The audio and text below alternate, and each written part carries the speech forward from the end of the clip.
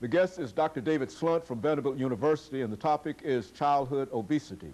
Dr. DSchlundt, before we had our first commercial break, we promised that we'd give you an opportunity to talk about some of the causes of childhood obesity. And of course, being a psychologist, we would like to have you to sort of give us a mindset in reference to childhood obesity. Well, I hope that I can help everybody understand why this is happening, and ultimately, hopefully, we can talk a little bit about what can be done about it. Let's just start at the very beginning, which is why people gain weight. And it's really a simple equation.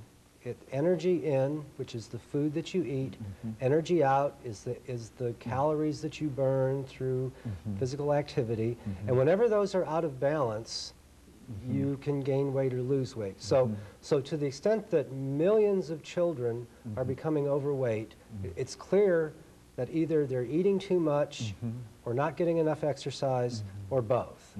And so we have to ask, now, where does that come from? Well, starting with a family, there's been a lot of changes in the last 25 years in how families operate. When I was growing up, we came home from school every day, and my mother had a home-cooked meal prepared and on the table for us. Things are very different now in most families, that often there's single-parent households or both parents are working.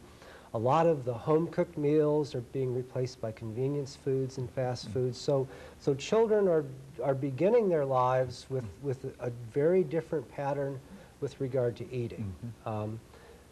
Second, the physical activity.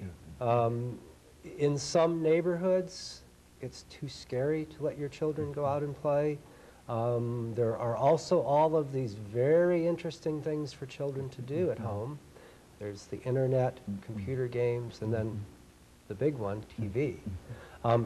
Interestingly, the research shows quite clearly that children who watch more television, if you watch more than 4 hours of TV a day as a child, your chances of being overweight begin to go way up.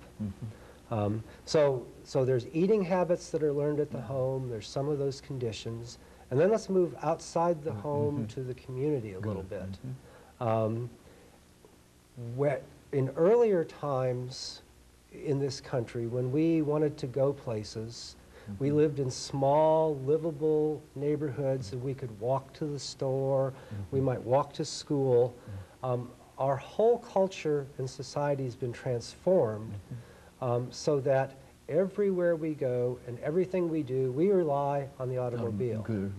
And so if you think about that, you think about all of the other conveniences and labor-saving devices, the technology of our world has robbed us of our physical activity. And this is very true for children now. Children don't just go out and run and play and jump, and they're playing with their Game Boys, they're watching TV. So much of the activity's been removed from our lives.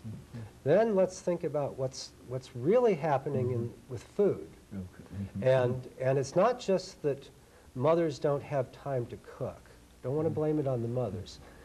The fast food industry spends about $13 billion a year promoting its products. Would they be spending that much money on advertising if it didn't work? No, it works. So what we're living in, and a lot of people like to talk about it as the toxic environment, so that if you sort of go with the flow as a family, do the things that are easiest and most convenient,